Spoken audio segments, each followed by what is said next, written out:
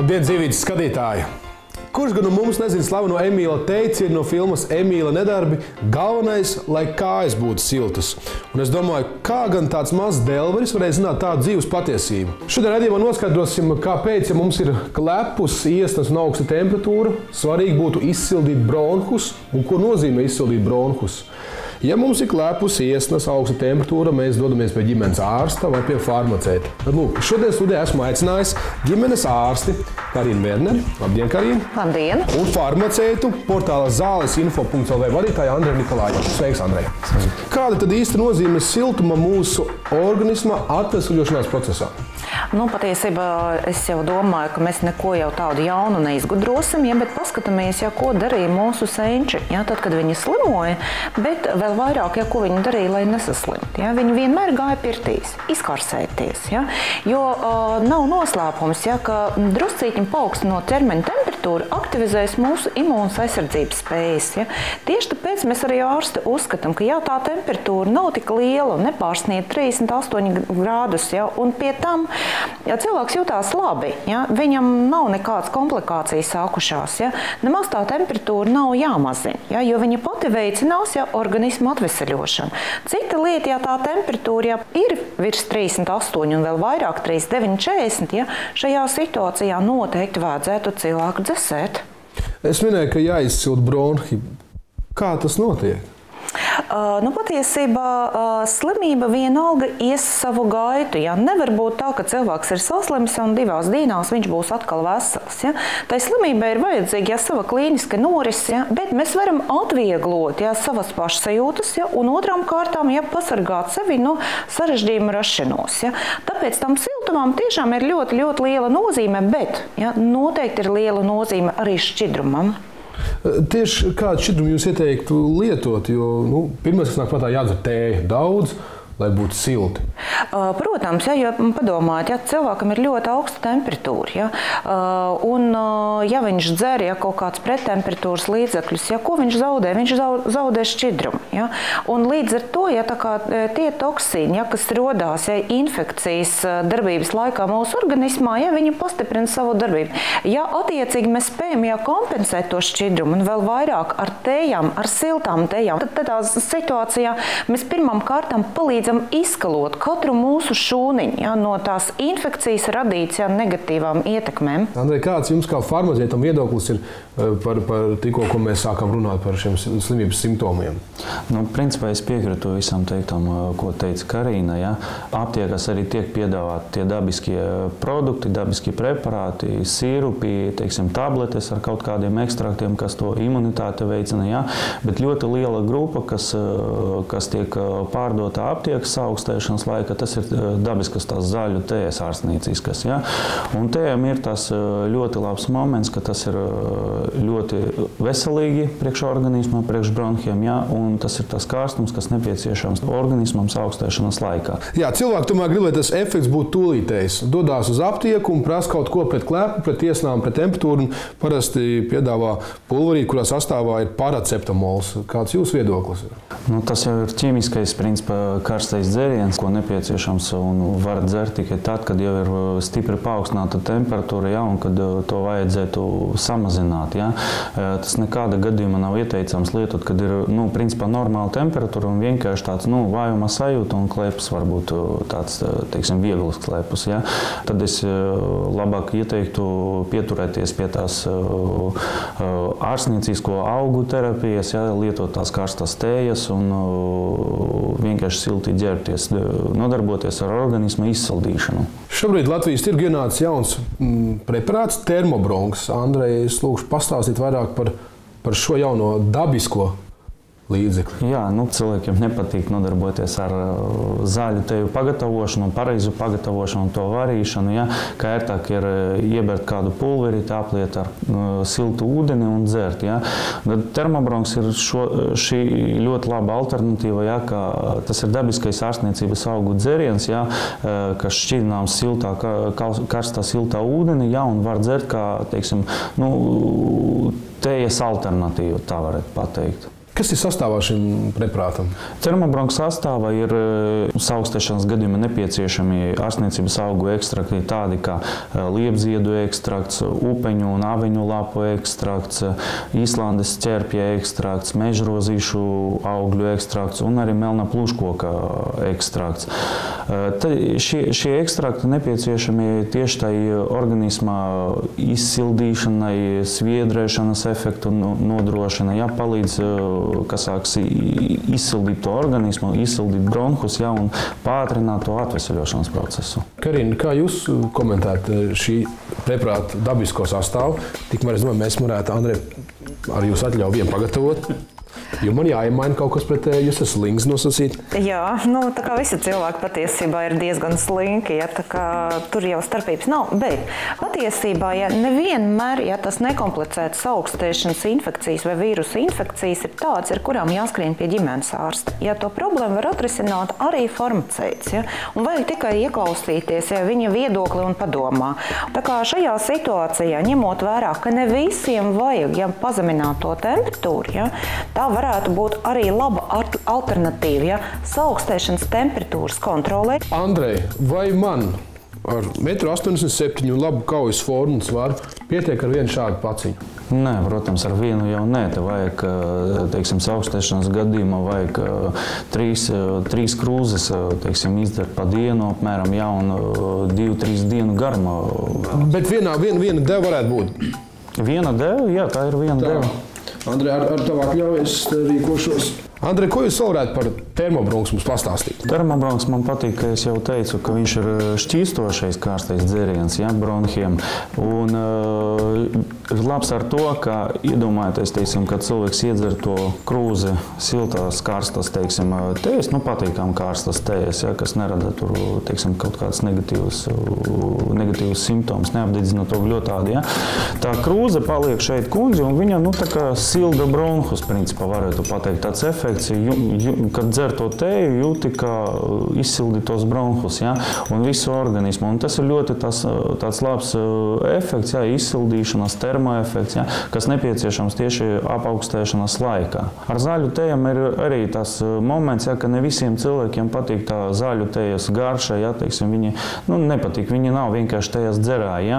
Un šķīstošais dzēriens termobronhs, viņš speciāli arī radīts, lai tā garša būtu plus-mínus patīkama, lai viņa nav tāda piesatināta, ļoti salda, un nav arī, teiksim, tāda vāja, teiksim, tukša garša. Cik svarīgi arī ir fiziskām aktivitātēm? Tad, kad notiek iekaisums, iekaisums paredz arī gļotu veidošanās iekaisušajā gļotādā. Un svarīgi, šīs gļotas dabūt ārā, lai cilvēks izklapo, lai tie elpošanas ceļi izdrenējās. Protams, arī tā daļa no esošiem dabīgiem avotiem, šeit to atvieglo, bet zināmā mērā pareizā fiziska aktivitāte, elpošanas vingrinājuma, elpceļu atbrīvošanai šajā situācijā būtu pat ļoti iesakami. Un es tad esmu aicinājis arī fizioterapeitu, un tagad es iešu pavingrot. Lūk, studijā es esmu aicinājis fizioterapeitu Dainu Zīli. Daina, cik svarīgi vingrojuma laikā, lai būtu kājas siltas? Protams, noteikti vajadzētu tā, lai ir vingrojuma laikā, kad mēs vingrojam, ir jābūt siltām kājām arī. Kas ir tie vingrinājumi, kas palīdz mums, tā teikt, veicināt augšējo elpceļu veselību? Tie ir speciāli elpošanas vingrojumi, kur ir vērsti uz šo bronhu drenāžu un, protams, elpošanas arī uzlabošanu. Tad varbūt sāksim ar pirmo vingrojumu. Tad apņemam šādi te pretējus elkonīšus, rociņus pilnīgi klāt pie sevīm. Tagad ieelposim caur degunu un izelpa caur muti un ceļam rociņus augšā virs galvas un nedaudz tā kā iestiepjam rociņus. Un tad pavisam brīvi nākam atpakaļ. Esam apguvuši pirmo vingrojumu. Šis vingrinājums ir domāts tieši elpošanas ventilācijas uzlabošanu un arī veicinam šo krēpu arī uzlabošanu, krēpojam. Ceļojot rokas augšā, tad mēs atbrīvojam vairāk. Jā, tieši tā. Es esmu gatavs vingrinājumu numur 2. Numur 2. Tad liekam labo rociņu tā kā vairāk uz gurniņa, ja, un kreiso rociņu paceļam augšā. Ja, tad pilnīgi augšā. Tagad ieelpo, atkal caur degunu, protams, ja, un izelpā noliecamies uz labo sāniņu, tad nedaudz iestiepjot, tad ieelpa, izelpā nākam atpakaļ un rociņu uzliekam uz gurniņu un uztaisam tādu mazu vibrāciju. To var darīt arī sēdus. Jā, šo izsēdus ir. Ja? Tad atkal mēģināsim. Tad kreisā augšā, ieelpa caur degunu, izelpa caur muti, pastiepamies nedaudz, ieelpojam, izelpa nākam atpakaļ. Ļoti garu padarīt. Ja? Uztaisam vibrāciju, tā kā pavibrinam. Aha, nu redz, ja? Tad jau var redzēt, ja, ka šis vingrinājums mums veicina šo te atklepošanos. Tātad jau... Tā, tad nākamajam vingrojumam arī esam gatavi. Es esmu gatavs. Esam gatavi, ja? Nākamais vingrojums ir šāds. Tad rociņas plaši, ja? Tad plaši. Tad nedaudz iestiepjam rociņus uz aizmuguri, tad mēs izplešam tā kā krūškuru ieplešam. Tad ieelpojam caur degunu atkal un izelpā aptveram visu krūškuri tā kā sevi, ja? Uz izelpu. Jā, uz izelpu.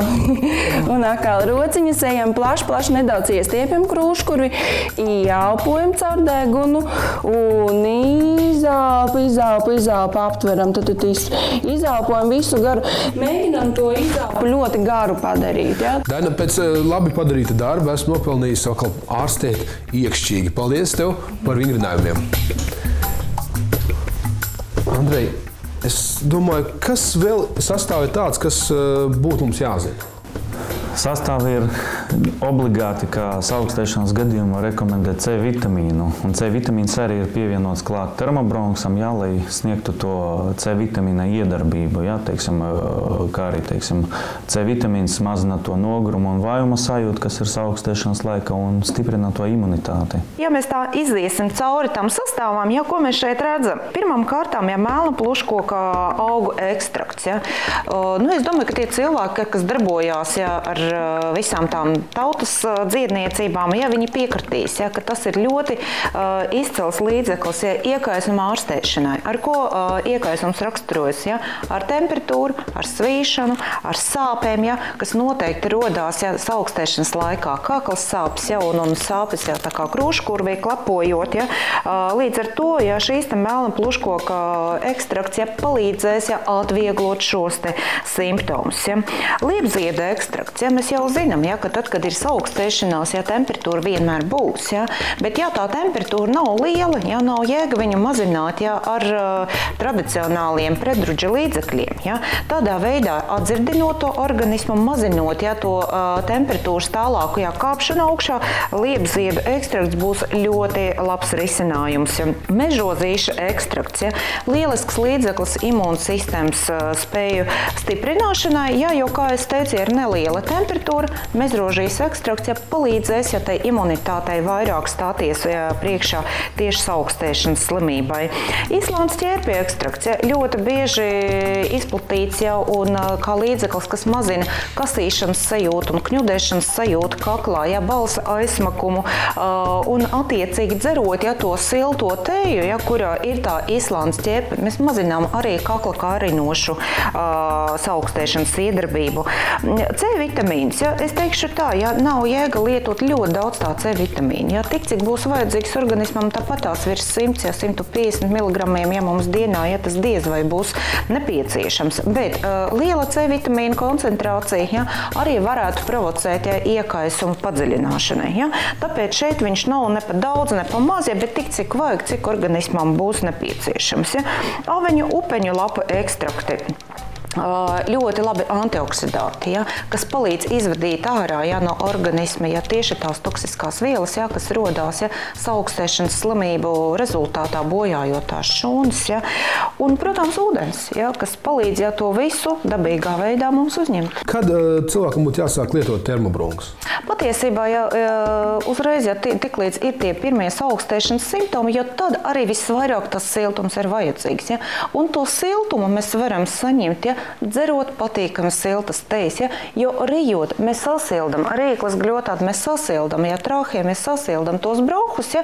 Un līdz ar to, ja kādu laiciņu arī tas šķidrums, ja viņš mūs iekšā jau ir, ja? Un viņš mūs silda, tādā veidā arī pretojoties arī tais augstēšanas slimībai. Ar ko termobronhs atšķirās no ķīmiskajiem preparātiem? Cilvēki ļoti daudz dzer tos ķimiskos karstos dzerienus, ja, kas nevienmēr ir labi, teiksim, ja, pat nav vēl simptomu, un cilvēki sāk ķerties pie tās palīdzības. Ja, un ķīmiskie vēl atstāja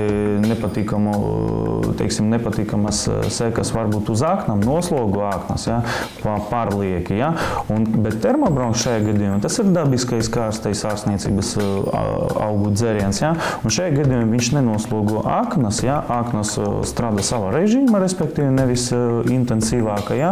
Un tas karstais dabiskums, ja? Viņš arī dod to ļoti pozitīvu tādu, savu veidu ārstniecisko efektu.